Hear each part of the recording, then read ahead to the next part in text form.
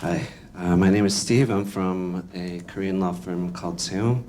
I'll be talking to you today about the Korean data privacy laws and the latest developments in that area. I'm also the last presenter before the coffee break. So I'm really surprised to see there's so many people still here. I was facing front the whole time, so I was expecting half the people to be gone, but that's not the case.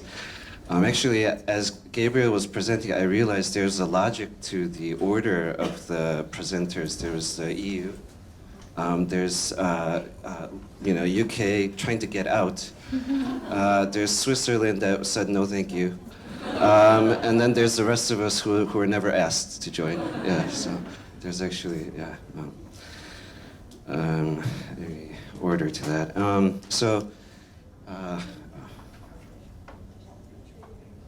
I thought I'd tell you a little bit about my firm because you probably have not heard of it. My firm is called SEUM. That's the correct pronunciation, but you don't have to say it like that. You can call it SEUM or whatever you want to call it. We are a boutique law firm, and we work a lot with tech companies and venture capital. We also work with big companies like SK, the one that is headquartered in this building, but we mostly work with them on, or companies like SK when it comes to entrepreneurial programs or tech investments or venture capital, those kind of areas. So because we have tech clients, we also do data protection work.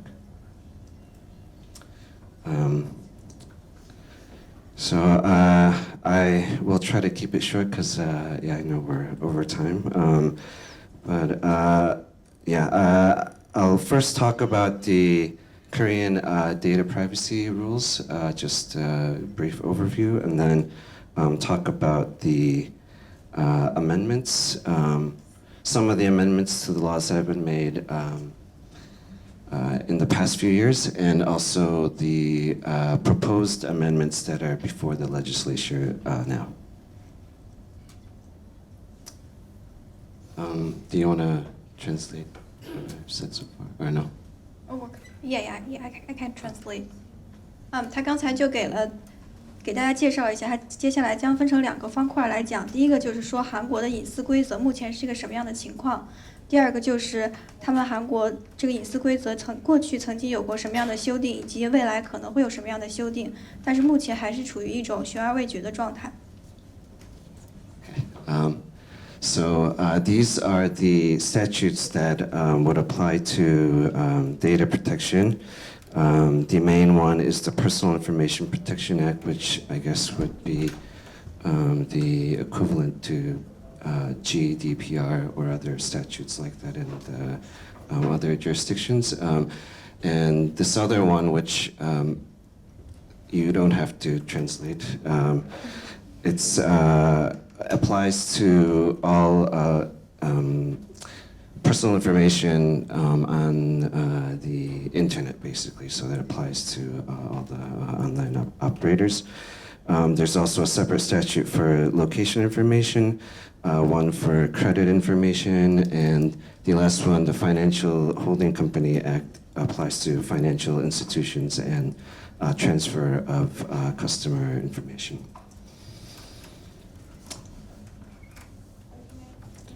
These are the relevant government agencies. The Ministry of Interior is the agency that is authorized under the Personal Information Protection Act, or we call it PIPA for short. So it investigates and enforces the PIPA. There's also the Korea Communications Commission, which is authorized under the Network Act, that also regulates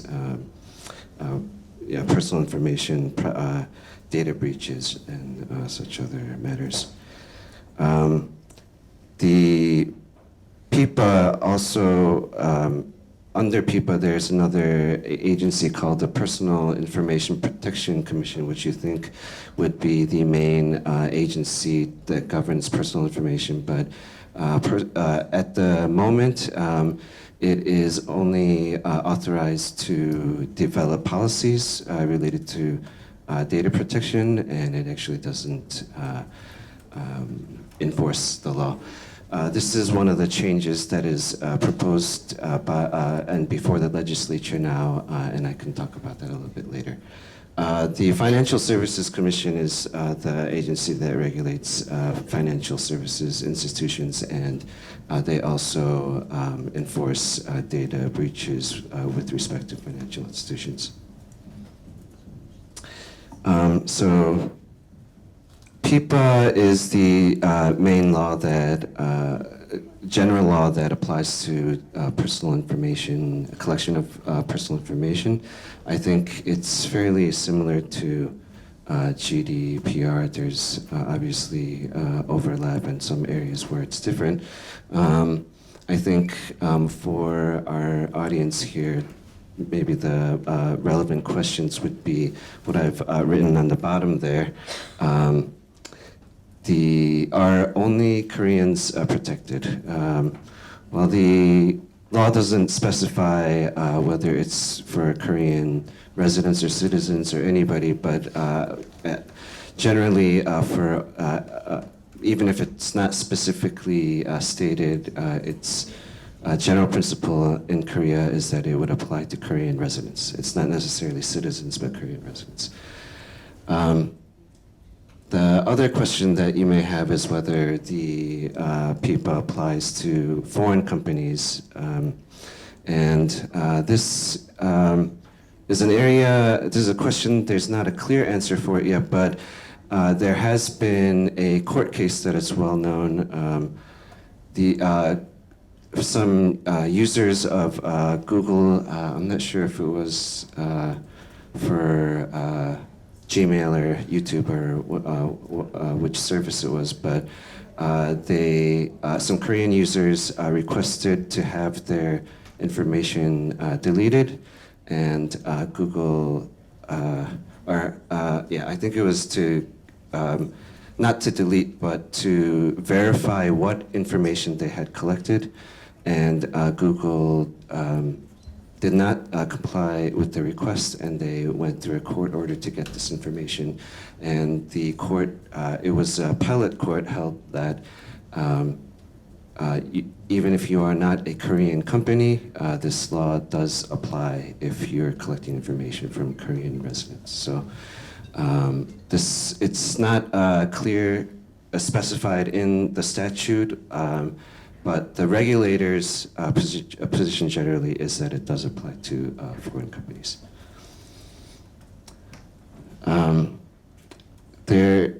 PIPA, there's a separate definition for sensitive information, and there's a separate consent required if you're collecting sensitive information.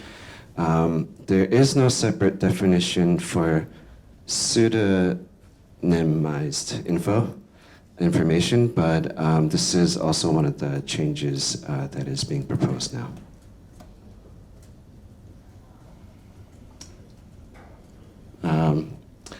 The key requirements that apply to data controllers is also very similar to other jurisdictions. You need to provide disclosure and obtain specific consent. You need to identify third parties that will receive information and obtain separate consent. You also need to obtain separate consent if information is going to be transferred overseas. And you're also required to appoint a privacy officer. I'm not familiar with what the requirements are for a privacy officer under GDPR, but the law currently in Korea, this is very easy to satisfy. There are no technical or experience requirements for the privacy officer. It's usually somebody within the company is just designated. It's very easy to satisfy. So this is also one of the changes. or one of the recent changes that has been made, and I can talk about that later as well. So the PIPA also specifies rights of data subjects, and it's also similar to other jurisdictions. These are the rights that are specifically stated in the law. So there have been a lot of amendments in the past few years, I've highlighted a few starting from 2016. Effective September 2016, excuse me. PIPA required or allowed the Ministry of Interior to make regular inspections of companies that have meet certain thresholds.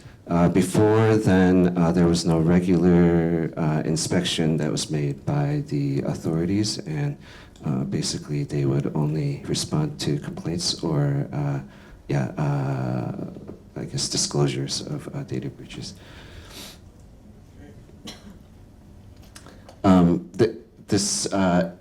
It's called an inspection, but for the most part, this is a filing that the companies make on paper.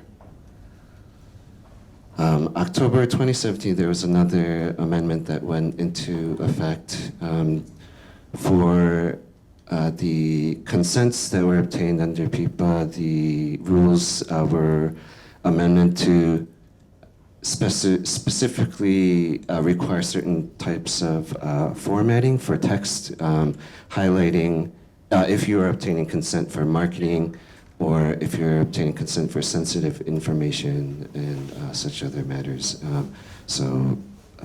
It has to be underlined, and the text has to be a certain size, etc. This is another amendment that this went into effect not that long ago, October 2018. The Location Information Act was amended to allow for tracking of objects, location information of objects without consent. The Location Information Act covers location information for objects and individuals, and it was amended to require consent just for location information of individuals. I'm not sure if that means that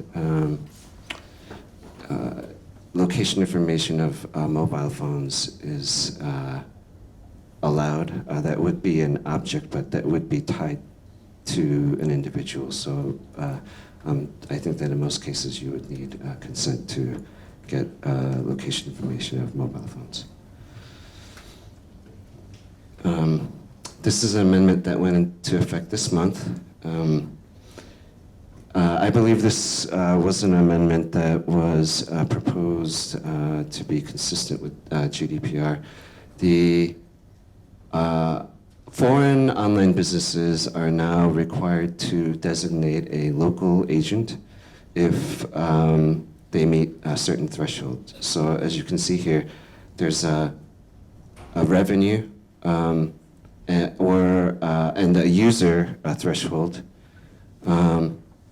The law, however, hasn't specified whether these thresholds apply to the Korean market. It's probably the case that the thresholds are referring to the global market. So there are likely a lot of companies that are going to be subject to this requirement. There is no technical expertise required for this. You just need to designate a representative in Korea that can receive notices and file notices with the government agency. You can also designate our firm to be the, no, I'm just kidding. Actually, I've never even thought about that.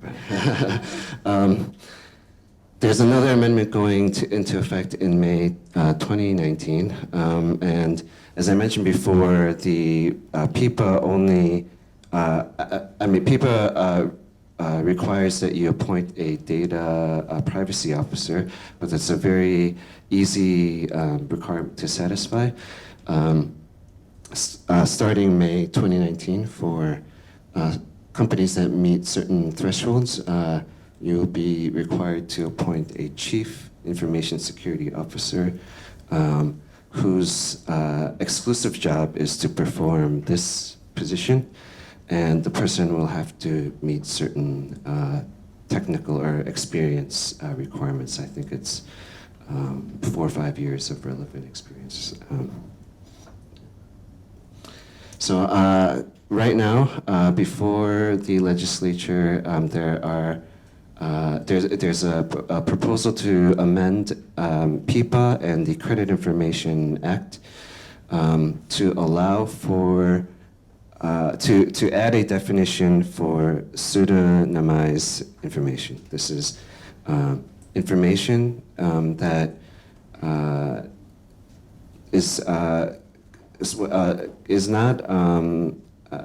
I mean, you can identify the individual with this information. I think there's this kind of definition in other jurisdictions. So the purpose of that is to allow for